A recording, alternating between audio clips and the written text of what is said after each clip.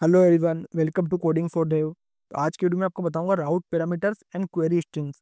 तो जो राउट पैरामीटर क्या होते हैं और उसमें क्वेरी स्ट्रिंग्स क्या होती है एक्सप्रेस जीएस में, उनको मैं डिटेल में एक्सप्लेन करूंगा। जो राउट पैरामीटर होते हैं वो रिक्वायर्ड होते हैं जब हमें स्ट्रक्चर डाटा सेंड करना होता है, okay, user ID, particular things. और जो क्वेरी स्ट्रिंग्स होती है वो जब हमारे को ऑप्शनल और फ्लेक्सिबल फिल्टर अप्लाई करना होता है तो हम क्वेरी स्ट्रिंग का यूज करते हैं, ओके। सबसे पहले बात करते हैं राउट पैरामीटर का।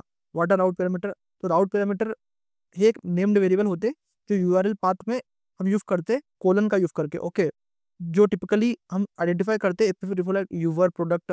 जब हमारे को पर्टिकुलर किसी की आईडी या कोई डिफरेंट यूनिक चीज चाहिए हमारे को उसमें, जो कि चेंज होती है पर्टिकुलर, तो हम उसमें हम किसका यूज करते हैं? कोलन का यूज करते हैं। और वो आइडेंटिफाई करते हैं कुछ स्पेसिफिक रिसोर्स से आइडेंटिफाई करते हैं हम उसका।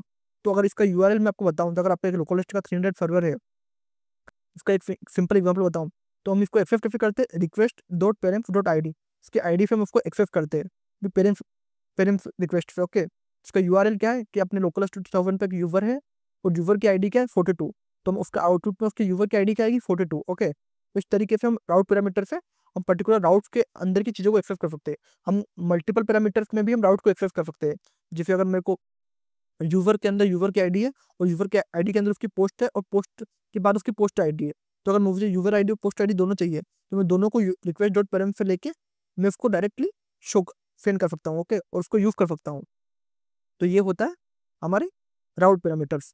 अब बात करते हैं क्वेरी स्ट्रिंग की। तो क्वेरी स्ट्रिंग क्या होती है? क्वेरी स्ट्रिंग रहती है की वैल्यू फॉर के फॉर्म में, कि जब हमें कुछ भी यूआरएल में अगर हमारे को एक क्वेश्चन मार्क रहता है, उसके बाद कुछ भी चीज़ ऑप्शनल ऑर्डर में लगी हुई है, जैसे फिल्टरिंग, सॉर्टिंग, पेजिनेशन, फर्ज आइटम, तो वो जाती है क्वेरी स्ट्रिंग के अंदर। जैसे हमने एक फर्ज आया हमारा, तो फर्ज को हम पर्टिकुलर टर्म को हम फर्ज करेंगे हमारे पेज के ऊपर, ओके। तो अगर इसका यूआरएल मैं आपको बताऊं, तो इसमें लोकल और 3000 फर्ज, फिर हमारा क्वेश्चन मार्क रहता है, फिर टर्म रहती है नोड, फिर एंड रहता है, पेज रहता है 2। तो इसमें क्या है? दो फर्ज टर्म है। फर्स्ट टर्म में पहला है नोड टर्म है और दूसरा है हमारा पेज।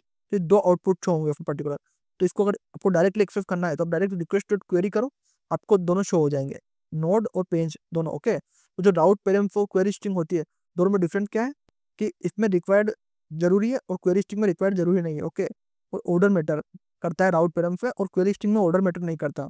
और यूजेस में बात करें तो इसमें रिसोर्सेस आइडेंटिफिकेशन की जरूरत पड़ती है, और ये यूज होता है फिल्टरिंग और सॉर्टिंग के लिए यूज करते हैं।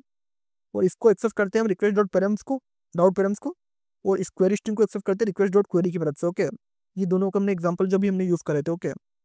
अभी इन दोनों का हम कंबाइन करके भी हम यूज करते हैं। जैसे हमारे को एक राउट आज प्रोडक्ट्स है, उसकी कैटेगरी है, ओके। तो अब हमारे को क्या करना है? उसकी कैटेगरी को पता करना है, तो हमने रिक्वेस्ट डॉट पेरेंट्स की क्वेरी कैटेगरी पता कर ली, ओके। तो और फिर हमने क्या करा? हमने रिक्वेस्ट डॉट क्वेरी से उसकी फोर्ट बाय पेज कर लिया, ओके। तो ये क्या शो होगा? जैसे पर्टिकुलर ये हमारा पूरा डाटा है, रियल यूआरएल है, वो हमारे एग्जांपल के लिए था, ओके। तो ये रियल एग्जांपल, इसमें प्रोडक्ट है, उसका इलेक्ट्रॉनिक्स आइटम है और उसकी प्राइस और पेन से सिलेक्टेड है, ओके। तो अगर इस कोड को मैं रन कराऊंगा तो ये कैटेगरी मुझे क्या शो करेगा? इलेक्ट्रॉनिक्स।